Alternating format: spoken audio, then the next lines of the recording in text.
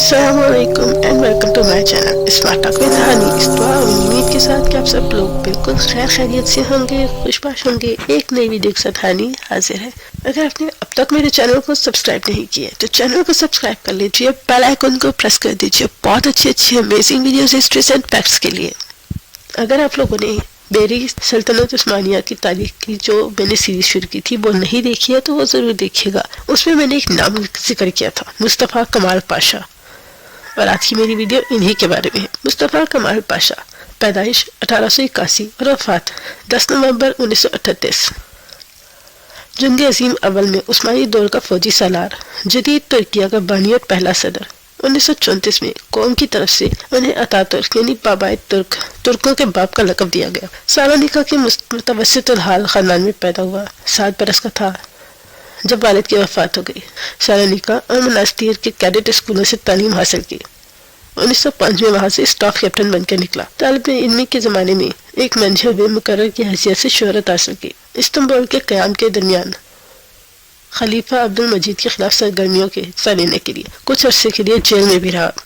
Jail से रिहा होने के बाद फौजी मुलाजमत इख्तियार की और दमिश्क में 5वीं फौज सदर दफ्तर में मुतय्यन हुआ। इस दौरान खुफिया तंजीम जमीयत और इत्तेहाद और तरक्की से उनका रब्ता कायम हुआ और नौजवान तुर्क रहनुमाओं से मिलकर तुर्की की नताशा सानिया के लिए काम करने लगा। 1908 के इनकलाब तुर्किया के बाद कुछ अरसे के लिए सियासत से अलहदी इख्तियार की। जंग इतालिया और जंग बल्कान में मुख्तलिफ महाजों पर फौजी खिदमत से अंजाम दी और अपनी हाजिर दमागी जरत के सबब शहरत हासिल की।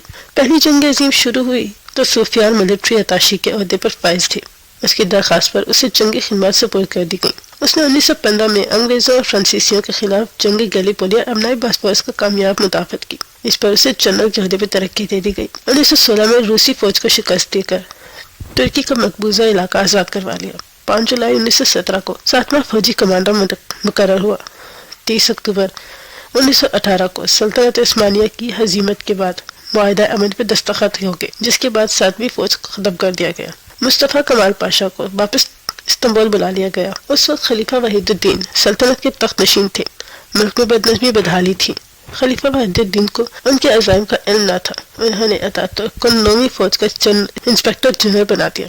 उन्होंने अतातुर्क को 9वीं फौज का इंस्पेक्टर जनरल मुकर्रर कर दिया, जिसका काम बाकी मंदा फौज से हथियार वापस लेना था। लेकिन उन्होंने इसके बरक्स तहरीक मुकामत तंजीम शुरू कर दी। उन्होंने इस तहरीक के दूसरे रहनुमाओं के साथ रब्ता किया, मादे वतन के तहफ़्फ़ुज़ के लिए सरगर्म अमल रहे। इस दौरान उनकी क़यादत को मुतवाज़ी और आर्ज़ी हुकूमत कायम कर दी गई। अतातुर्क ने 1924 में खिलाफत को ख़त्म कर दिया गया, जिससे सल्तनत उस्मानिया का मजहबी असर ज़ाइल हो गया। खिलाफत के खात्मे के बाद खिलाफत का इदारा और उससे दीनी इख्तियारात भी ख़त्म हो गए। इस इक़दाम का मकसद तुर्की को एक सेकुलर रियासत में तब्दील करना था। अतातुर्क ने दीनी इदारों को भी रियासत के ज़ेर निगरानी ले लिया। दीनी मदारिस जो कि उस्मानी दौर में रियासती निज़ाम का हिस्सा थे, उनकी सरगर्मियाँ महदूद कर दी गई।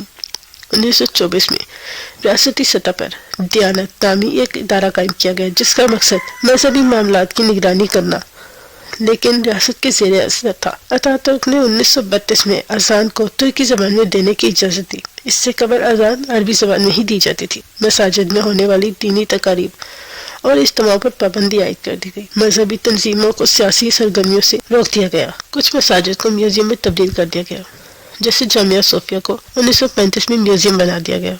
दीनी तालीम को स्कूलों से खारिज कर दिया गया और जदीद साइंसी तालीम को फरोग दिया गया। दीन को सियासत से अलग करने के लिए कई इक़दाम किए गए और मजहबी शख्सियात को हुकूमत में कोई इख्तियार हासिल नहीं था। अतातुर्क ने ईद के दिनों को रियासती तातील के तौर पर नहीं मनाया, बल्कि उसे मोमिनी नौइयत की तातील करार दे दिया गया। इससे अवाम में ईदों की मजहबी अहमियत कमी हुई। अतातुर्क ने अवाम को मगरबी तर्ज का लिबास अख्तियार करने की तरगीब दी। अतातुर्क ने फैज़ की पाबंदी ख़त्म कर दी, जो कि उस्मानी दौर का एक मजहबी लिबास था, और उसकी बजाय मगरबी तर्ज का हैट इस्तेमाल करने की तरगीब दी।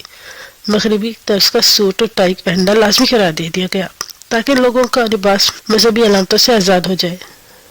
1928 में अरबी रस्मुल ख़त को तर्क करके लातीनी रस्मुल ख़त मुतारिफ करवा दिया गया। इससे ज़बान का मजहबी शिनाख्त ख़त्म हो गई और उसे जदीद सेकुलर बना दिया गया। अतातुर्क ने मजहबी तालीम के साथ साथ मदारिस जामियात की मजहबी निसाब को महदूद कर दिया। अलग अलग मदारिस का सिस्टम ख़त्म कर दिया गया। मजहबी ओहदेदारों की भर्ती को मुकम्मल तौर पर हुकूमत के ज़ेर निगरानी कर दिया गया। अतातुर्क ने तुर्की में मजहबी अलामत की अवामी सतह पर नुमाइश की पाबंदी लगा दी। मसाजिद के मीनारों पर का इस्तेमाल कम कर दिया। मर्दों के लिए इस्लामी लिबास जैसे टोपी, जिसे फैस कहते थे, और दाढ़ी रखने पर आज़ादी को ख़त्म कर दिया।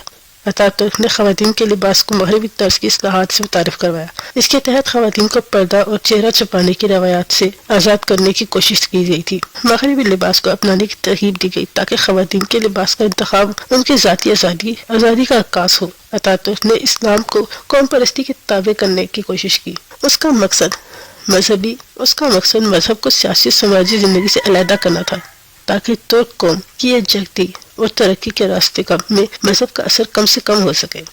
मुस्तफ़ा कमाल अतातुर्क के मजहब मुखालिफ इक़दामात पर मुख्तलिफ अफराद, मुख्तलिफ ग्रोहों और तारीख़दानों तनकीद करते रहे, और उनकी तनकीद मुख्तलिफ वजूहात की बिना पर होती थी।